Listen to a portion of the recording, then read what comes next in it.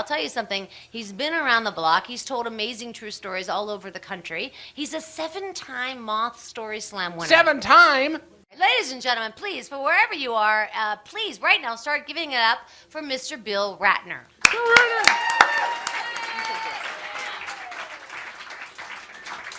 Thank you, Christine and Hannes.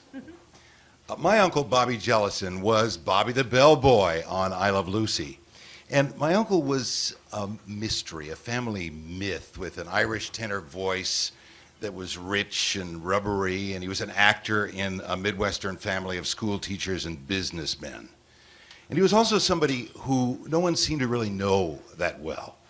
He was married to my mom's older sister, my Aunt Ellie, but they fled Chicago to find work in Hollywood in the early 50s. He was a short guy, and he had curly red hair and big ears and fat little squirrel cheeks.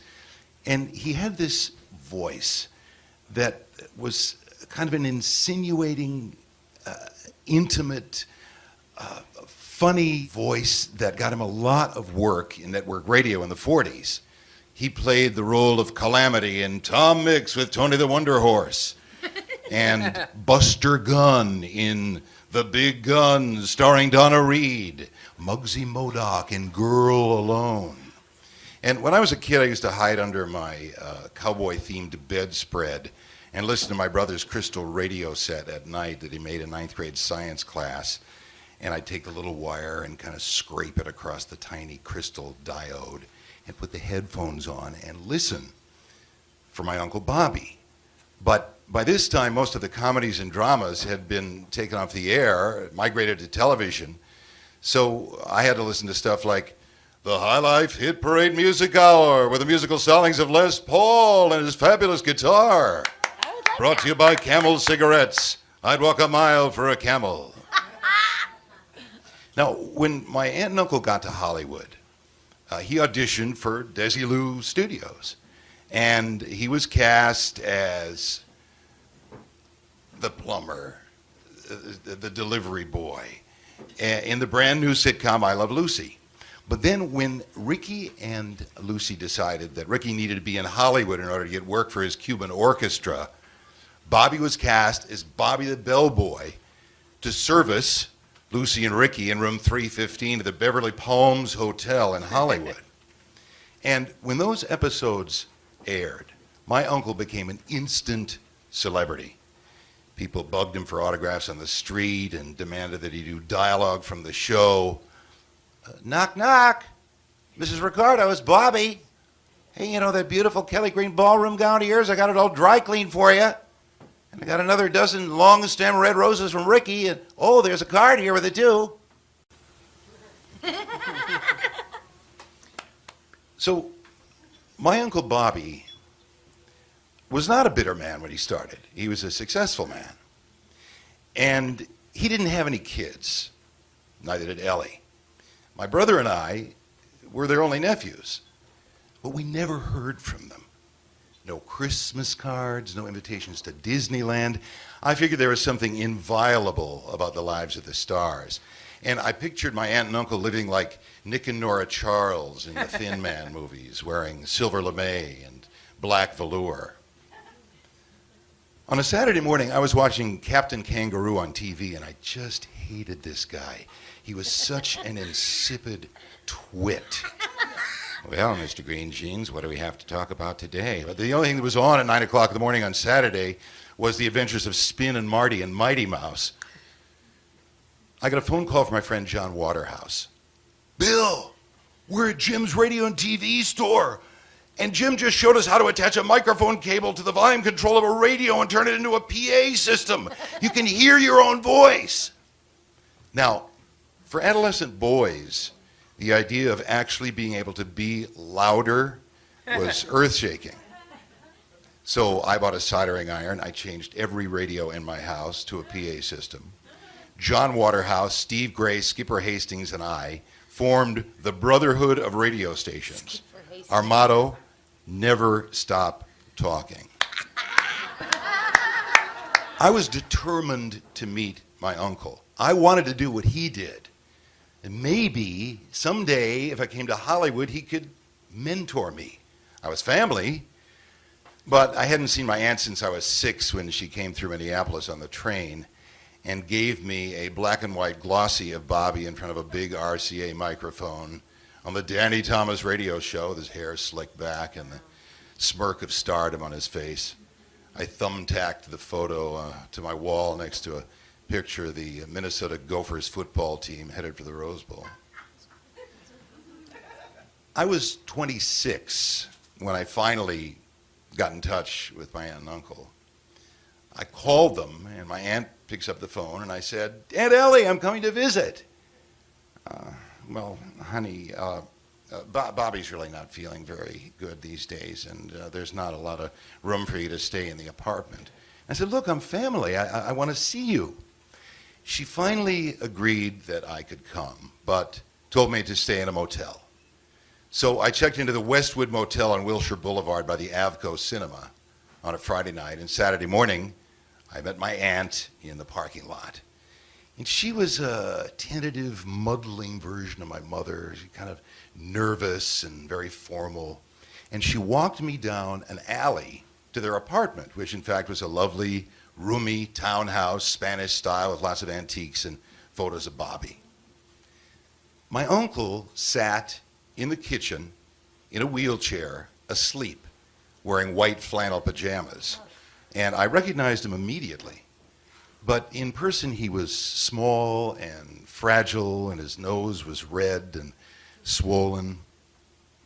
My aunt nudges him awake, and he stares at me with bloodshot eyes. "Who's this?" "It's your nephew." "Give me a cigarette." "We don't smoke with guests in the house." She poured a couple glasses of cranberry juice and left the room. I rummaged about in my backpack, and I pulled out a tape recorder because I was so excited about interviewing my uncle, and I brought a box of videotapes of I Love Lucy episodes that I hoped he would autograph. He grabs the box. "Lucy's Zany Road Trip. California, here we come." He tosses them back at me, reaches around to the back of his wheelchair, and pulls out a pint of Kentucky Tavern bourbon. "Yeah, want a little taste?" No, thank you." It was 10:30 in the morning. "Put that tape recorder away. I'm tired of talking about Lucy. That red-haired bitch, her greaseball husband, cheated me out of more money than I could ever imagine. So, tell me about your days in radio, Uncle Bobby." "No mystery. All you needed back then was a couple of lousy accents to act on the air. English upper crust, New York gangster, maybe Chinese or Packy. I'm tired." He looked exhausted, so I shook his hand and gathered up my gear and walked back to my motel room. 4 years into the run of I Love Lucy, the Screen Actors Guild created a contract whereby actors would get paid for residuals for reruns, which were brand new in television. And Desi Arnaz had hired the legendary German cinematographer Karl Freund to shoot I Love Lucy on 35mm film, which had never been done before. But months before the Screen Actors Guild contract went into effect, Desilu had each I Love Lucy actor sign a buyout agreement, the terms of which were never made public, which prohibited from ever making financial claims on the lucrative financial future of I Love Lucy. After an unprecedented 10-year run with a 51 share on Tuesday nights on CBS, I Love Lucy went off network and into syndication, making my Uncle Bobby one of the most recognizable actors in the world, and making hundreds of millions of dollars in syndication for CBS and the estates of Lucille Ball and Desi Arnaz. My Uncle Bobby died of liver disease in St. John's Hospital in Santa Monica. My aunt had his body cremated, and there was no memorial service held. UCLA TV and Radio Archives had one of the most extensive collections of radio recordings in the world. So I went there to see if there's any way I could get my hands on some recordings of my uncle. The radio archivist who met me there, Ron Moeller, said that in fact They were getting rid of their collection. That all the families of dead radio stars had given their radio recordings in good faith to the university were being sold off to collectors and other institutions. I looked at Ron Muller's eyes, and like a good number of old radio aficionados, he was blind, and UCLA was laying him off. He said, they don't think radio's sexy anymore. Everything's visual now. I told him that my uncle had done network radio as an actor. Robert Jellison was your uncle? He grabbed my arm and took me down a hallway. Your uncle performed the longest death scene in the history of serial dramatic radio. He unlocks a door to a room the size of a broom closet with a turntable and a big stack of 12-inch black acetate discs. He puts his hand on top and he works his way down with his fingers, working the stack like a terrier digging for truffles. He pulls out a disc, puts it on the turntable. Harbor Detective, 1948, Chicago, NBC. They made 8 episodes. I'm not supposed to do this, but I'll make a copy for you if you want. Wow. He puts the tone arm down onto the turntable. All right, you rat. You're through. No, Marty. I didn't do nothing. I didn't squeal on nobody. It was the unmistakable voice of my Uncle Bobby. I swear on my mother's grave. No proper cemetery would bury your mother. Bang, bang, bang, bang. Ah! Ah! Kerthwomp. My uncle's body drops to the floor. Ah! This goes on for a full minute. Dum dum dum dum dum. Tune in again next week for another episode of Harbor Detective.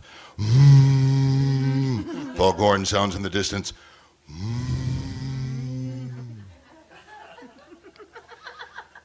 My Aunt Ellie put Uncle Bobby's ashes on the shelf over his old RCA television set.